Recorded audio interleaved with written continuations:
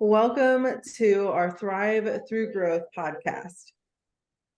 Where two coaches and friends come together to help women in business make the mindset shifts and take consistent strategic action in and out of their businesses so they can thrive through these seasons of growth instead of feeling like they're just surviving.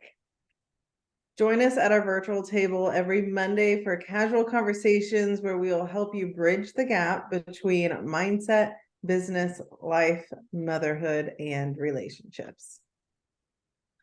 Today, we are very excited to have you guys back for our next episode, where we're going to be diving into the myths around money that could potentially be directly impacting your income, from the beliefs and experiences from childhood that were learned and maybe need to be busted. Let's bust those myths.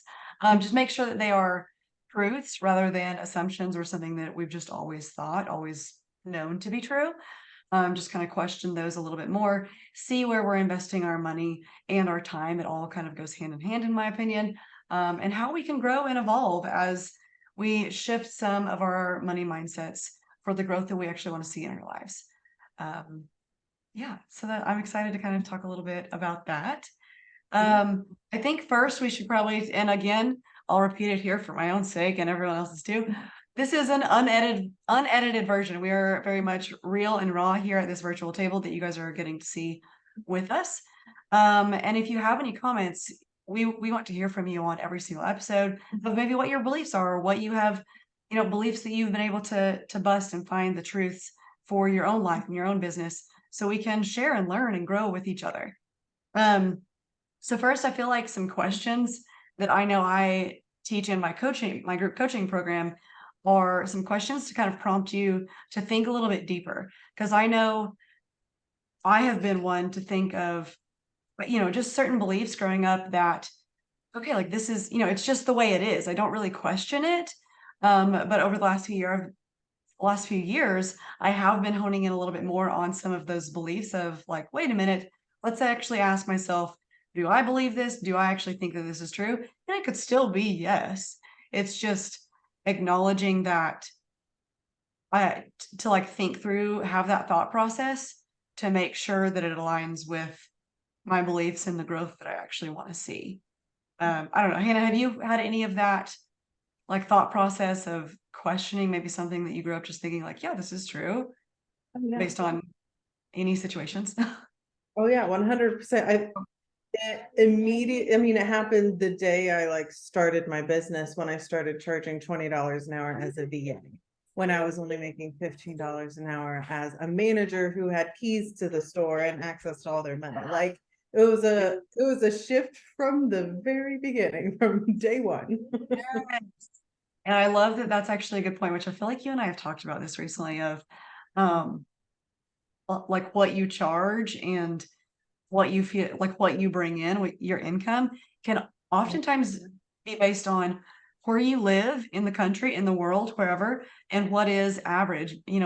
I was as a kid, thinking like, okay, like you start at minimum wage and you work your way up the totem pole type thing. And I'm not saying that's a bad or inaccurate thing. I'm also saying that might not have to be the case, depending on a lot of different factors and maybe where you work virtually, things like that. It's a different world based on where you're at. One example I actually wanted to make sure to touch base on in this, which I think we heard it maybe from, it might have been from Lauren in the Free Mama. So some coach that I've heard it from gave this example of a water bottle. Whenever you are in, Walmart, it might be $1 or $2. But whenever you're at the airport, the same bottle of water, the same brand, is $6. So oftentimes that can be how we charge and who your ideal client is based on sometimes the same product.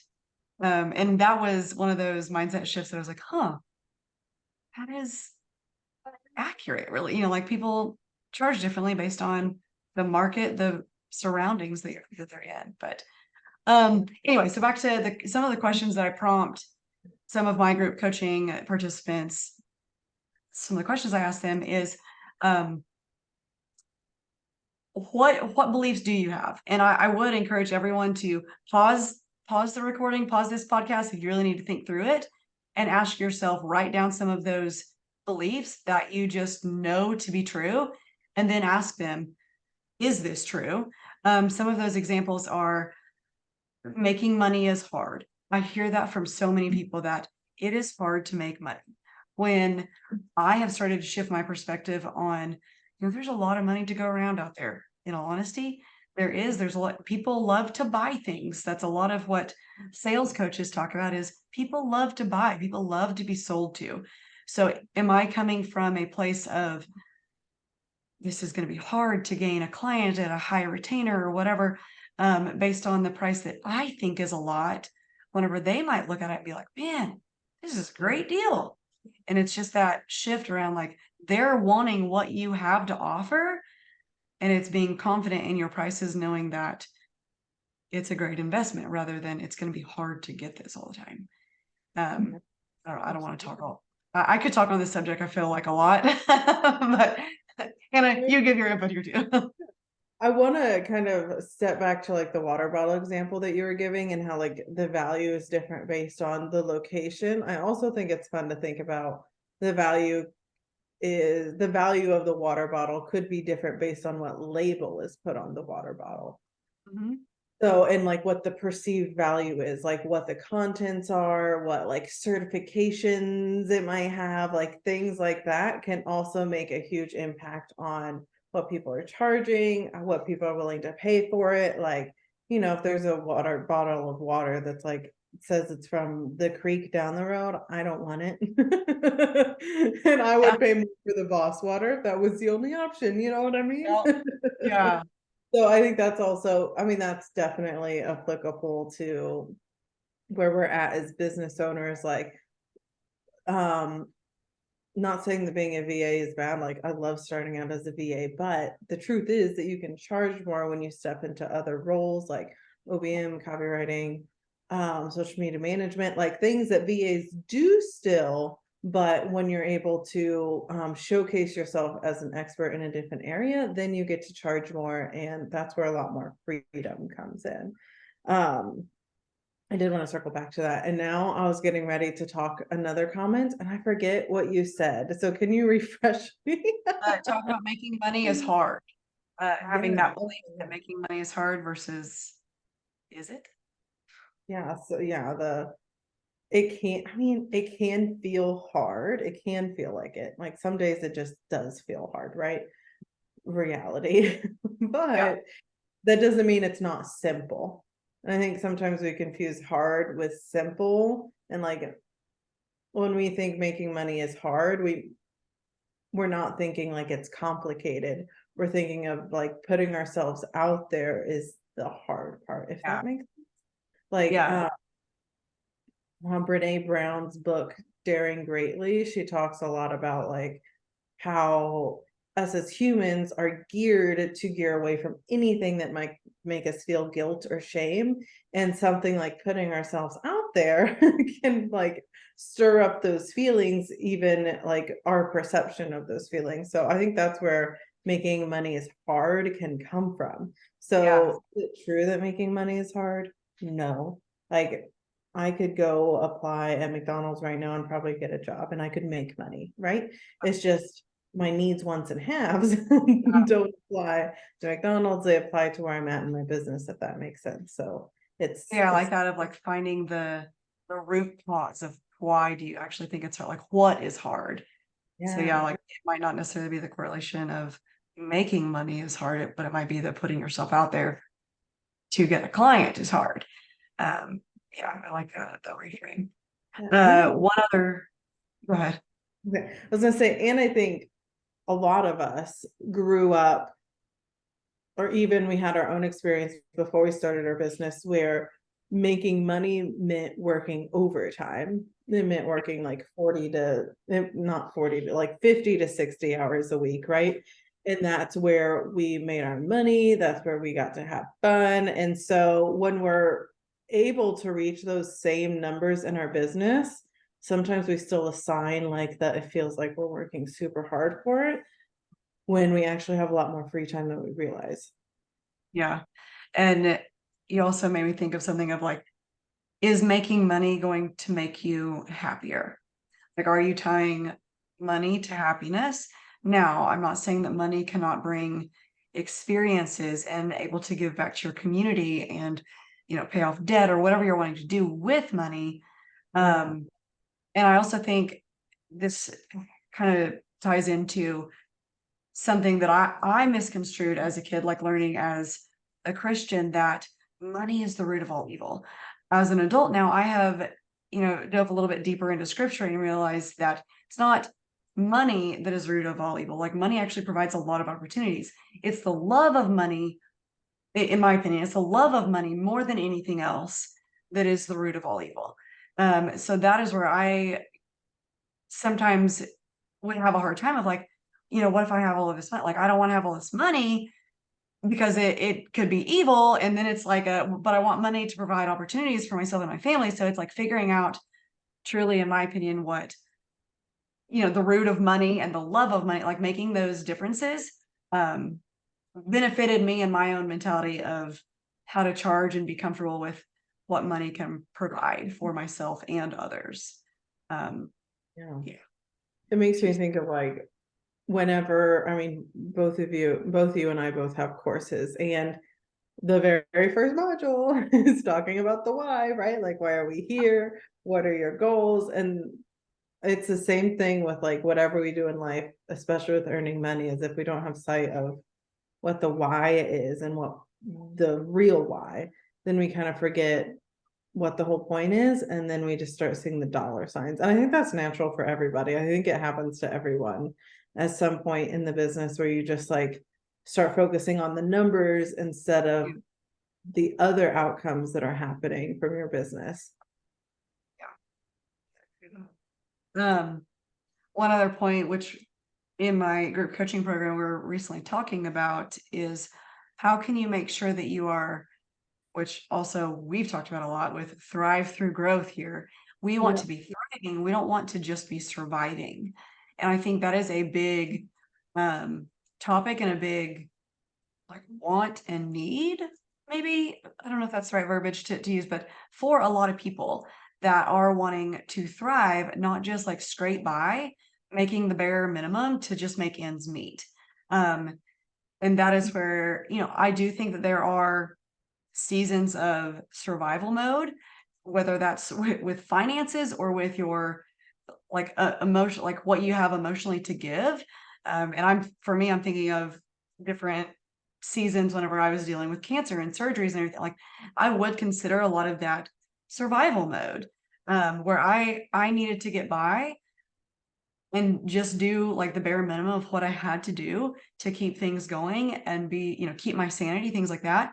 But at the same time, like I wanted to make sure that I was setting myself up to thrive in the next season or thrive through that season. Um, so that's what I mean. Like I know a lot of our passion here is making sure that we help women thrive through those seasons and not feel like they are just in survival, doing the bare minimum mode forever. Like that's draining and it's just exhausting. It is. I- I was just like, we can all probably think back to a time when we were like just barely making it. Like after I had Hazel, like the postpartum, and like only took 2 weeks off from maternity leave, which was really dumb in retrospect. And like just thinking about the season where you're just like, just barely making it. And when I look back at those times and I think about like what was like, I don't know, like I don't want to say like pushing me to keep striving, but like what was I like working towards? And at that time when I was stuck in survival mode, I realized that I was just working for like the dollar signs in my bank account, and I wasn't working for like the freedom in my life. And it's like, I lost sight of what I really thought was important, and it really showed up in how I felt about yeah. everything. And that makes a good point of like a money mindset goes with your evaluation of what is truly important. Is it just the dollar signs in your bank account? More Yeah. than likely not. It's the services and the results that you get for others, the time that you have with a newborn or kids or in general, school activities, whatever. It's everything encompassed. And I think that's where asking yourself those hard questions of the truth versus maybe lies that you've believed for so long based on finances and time and freedom and all of that, and figuring out, like you mentioned, like we both in our courses talk about what's most important to you. Like that's like we set the foundation of focusing on what you believe, why you believe it, why it's important to you specifically, and maybe question some of the general beliefs that you've just always believed to make sure they're actually true for you and your family. Yeah, that is true. Another go ahead. Okay. Oh, I was like you said, sorry, I think my computer froze for a second. you're good. You mentioned essentially something along the lines of like the beliefs that we have, and sometimes we don't realize it, but the beliefs that we have aren't actually our beliefs. They're just the Right. beliefs that we've been taught and we've been carrying with us since childhood. And Yeah. that's kind of back like what you're talking about at the beginning with like money mindset or money's the root of all evil. Like these are phrases that we've all heard and we've Yeah. stored them in our brain. Right. Without realizing that, oh, maybe we should rethink that. Yeah, like, oh, is that actually true? Like, Yeah. I don't just a random example, if I can think of one, where um, like you shouldn't have colorful hair, just as something really random, like Yeah. something that maybe we were taught growing up. We were taught in school, right? You can't come to school with colorful hair. My school, Yeah. you couldn't come to school with a shirt that was lower than 4 fingers from your collarbone. Do I carry that with me still? Yeah, I do. I don't know why. I don't believe Yeah. it, but still it Yes. carries with me. So it's the same thing with like, I don't think purple hair would be bad, but yet that belief sat in my mind for the longest time. And I know it's the same with like our listeners, their money mindset. I know there's beliefs tucked back in there that they don't realize that are there still. That was a really actually a perfect example based on rules and regulations that someone else set, but were instilled in you at a young age that were just there. Like that was the reality and truth for you, which obviously, like, certain circumstances in school and everything, I'm sure you had to follow those. But Right. like growing up into adulthood and questioning some of those that were instilled, not saying like some of those could be still very true to you. So I'm not here to say like, go out and, rethink everything and change your mind on all of it. I'm just saying like, make sure that it is true for you.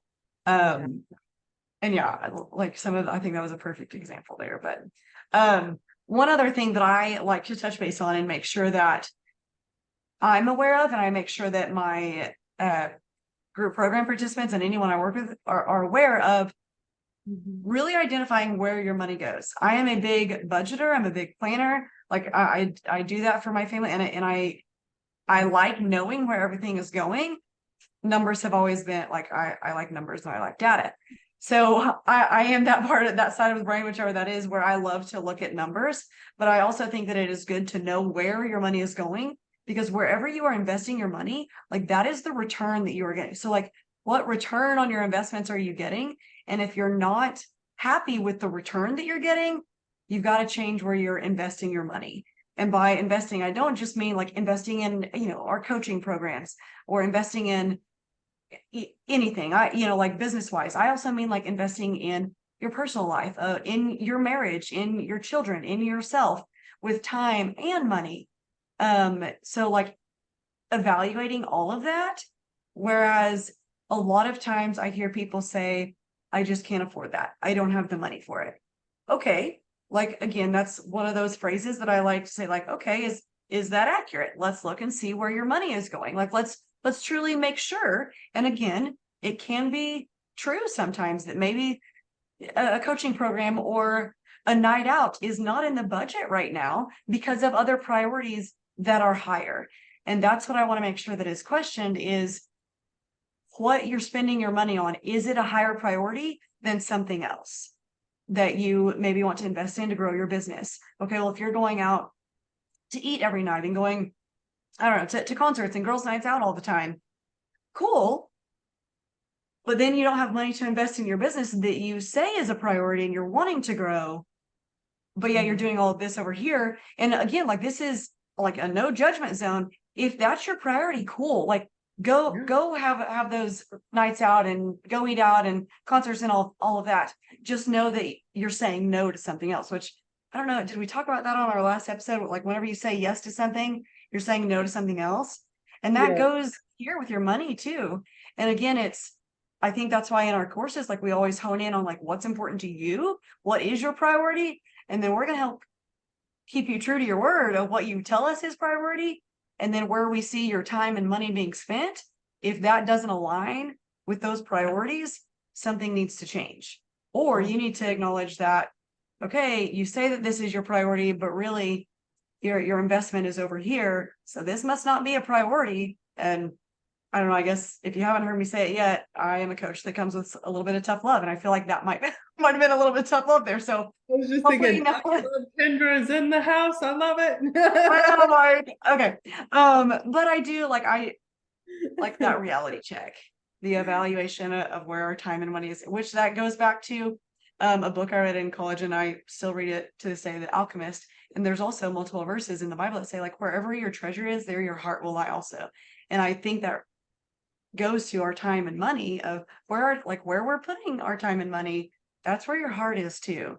So it's really like a heart issue sometimes of where you're investing your time and money. And that is the return that you will get. I don't know. Yeah, I'll get off my soapbox here. No, I think it's absolutely true. Like if either one of us or the people listening were to think back over like a time when money was a struggle in our life, and we think about, okay, what was the dominant thing that I spent my money on? Yeah. And like, oh, I could like maybe it was takeout. Like after Hazel was born, we did a lot of takeout because I was not in the mood to cook, right? Oh, And yeah. it's like finances got stretched a little thin during that period because we're spending so much money on like ordering food in. And it was like it's clear to see looking back, like the priority was not going to the grocery store, meal planning, like all of those things. The priority was being able to eat conveniently and not having to worry about Spend anything else. time with our newborn and take care of the family rather than spending it in the kitchen. Yeah. Yeah. It's like, of course, like looking back, I was like, I can't believe we're spending so much on takeout. But now it's like, that was okay. It was for just a season. It's fine. Nothing got hurt. We made it through okay. And like owning that season. So like, I think it also, if you think about like just in our personal lives, like even outside of business, what you can see what our priorities are, even with just like looking at the things around us, right? Like looking at like what kind of like lotions or hand creams or like um candles or like anything that you would use to like pamper yourself, right? Like if you don't have those things, then maybe if you're just not in a season where like self-care is important to you, right? But then you're going and you're writing in your journal that you want to like do more self-care or whatever. And so being able to just like recognize the discrepancies, I think you talked about this in your 3-day challenge. um I think, was it the difference between like where you're at, where you want to be, and like that time in the middle, or like I forget Was it exactly how. like the grace versus excuses? Yeah, grace versus Yeah. excuses. Like, oh, I've been making excuses Yeah. about self-care instead. Like I've been saying self-care it is hard to make time for, but is it really, right? Right. Like I've Yeah. been saying that it's hard to make money, but is it really? And Yeah. just, I don't know, taking a step out of like zooming out and taking a peek at things. And I do think sometimes it takes someone else. And I mean, I have to humble myself. I'm not saying like I'm always the one to point it out in other people. Like I need people to point it out in me too.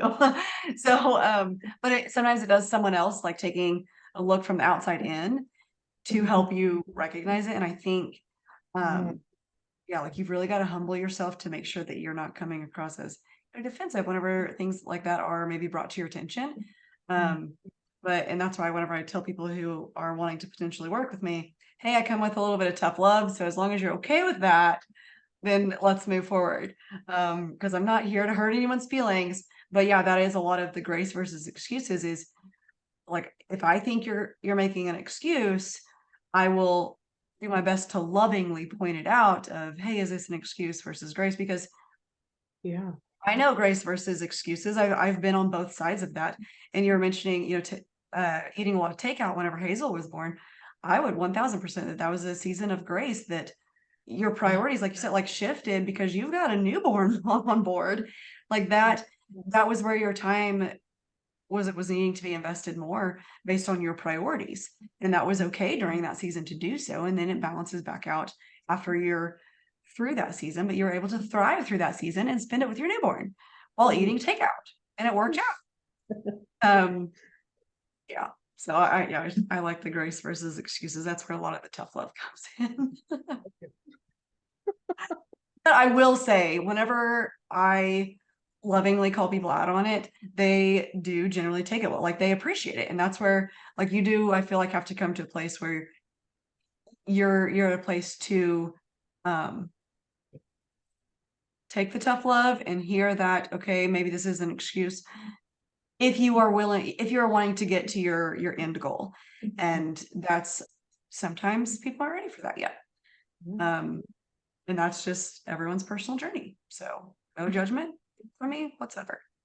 Um, okay, we've got a few points here I wanted to make sure touch base on. Hanah, is there anything else you wanted to cover? Before we hop into the next point, I would like well, we've been talking about a lot about thriving and not surviving. And I don't know if you had already planned to put this in somewhere, but Kendra and I are working on something, a collaboration, we will call it, together to create something for you guys. And we will be officially announcing it really, really soon. So keep your ears open for that. And yeah, it's going to help people thrive even in those seasons of growth, which is a big reason why we named this podcast Thrive Through Growth. Yep. I'm so excited. I'm glad you plugged that in right there because it was perfect time. And we're creating this based on seeing how much people are wanting to thrive, like get out of that survival mode and thrive. Maybe, have help pointing out grace versus excuses and evaluating time and schedule and all of these things. Those who are ready, in my words, I always say, like, I got to a point where I was tired of waiting, like waiting for my life to take flight. And that is where we're wanting to help those women in the same boat of like, you're ready to finally take flight and we're ready to help you thrive through that season to get there, through all of our experience combined that we've got. So I'm so excited about it. I won't say anymore because I could ramble on about that too, and then probably still meetings. Just thinking like it's a lot of people, a lot of business owning women, they know what to do. It's just like the how to make it happen in their own life. So that's going to be a big focus for Kendra and I in this upcoming collaboration. Or not just spill the beans. Is it's going to be focusing a lot on taking action and doing the dang thing. So you're not sitting there like having all the information, but not able to actually create the kind of life you want to live. So Yeah. yeah. And yeah, like you said, like a lot of us know what to do, but it's like drilling it down into how to do it and then having someone to keep you accountable to actually doing it. A lot of people are just like, yeah, like I know the steps, cool. You guys, I can definitely say I used to be one of those people that said, like, I can figure out how to do it on my own. So why would I pay someone to tell me how to do it if I already know? And I finally had to change that belief of my own that there are people out there who can maybe do something better than I can, or they're experts in this certain scenario more so than I am. So I will pay them to help me, or I'll hire them to help me in my business because I need that time, freedom, or whatever it might look like in my own business. So that was a money mindset shift I personally had to make because I don't want to do it all. I physically can't do it all, even though I told myself, like, I'm smart. I believe if I wanted to go figure it all out, it could. Do I want to take the time away from my family to do that? No. So that's where it kind of had to, again, like, which is the higher priority for me to go figure it all out and, work all those overtime hours or ask for help so I can be with my family or myself or school activities or whatever that might look like. So, um, yeah, off on a tangent there. So, another point that we wanted to talk about was how you charge for your services. Like, where do you come from? Like, what place do you come from whenever you are telling someone, a potential client, your prices for whatever, retainer project or retainer client, project client, whatever that might be? Is it coming from, fear, desperation, childhood beliefs, or is it from, like, I know the value of this and myself and what I can, like, the results that I'm actually confident in getting for this person? Again, I would just ask yourself those beliefs of those feelings. And one thing that I actually learned from, I believe it was Eileen Wilder, which she talked about doing this before she got up to speak on a stage because she's a speaker. And I heard her during a training of hers, and she said each time before she got on stage, she would like stand tall, like picture like Wonder Woman pose and tell herself like out loud, I am excited. And you guys, I started doing that before discovery calls, sales calls, whatever you want to call them, with potential clients. Whenever I was, they were ideal clients and I knew that I wanted to work with them and I knew the results that I could provide for them, but yet I was still in that kind of like nervous, fearful mode.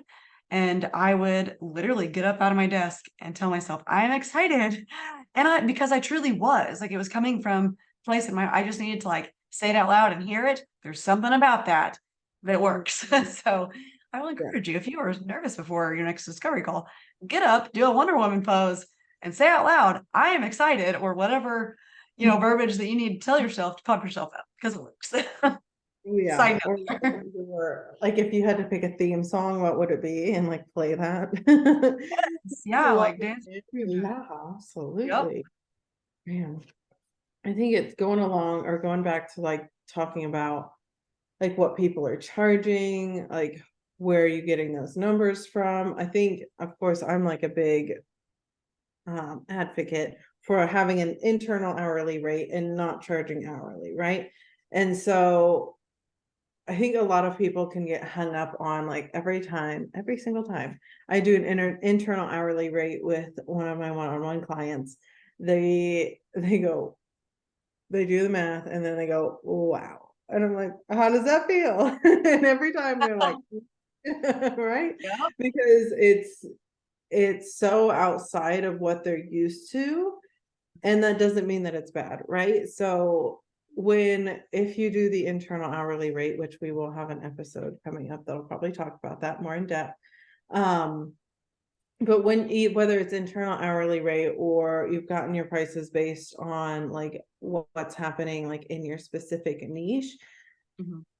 the most powerful thing you can do with that number is to own it and really believe in yourself and believe that you are worthy of having that number. Because like at the end of the day, it's just a number.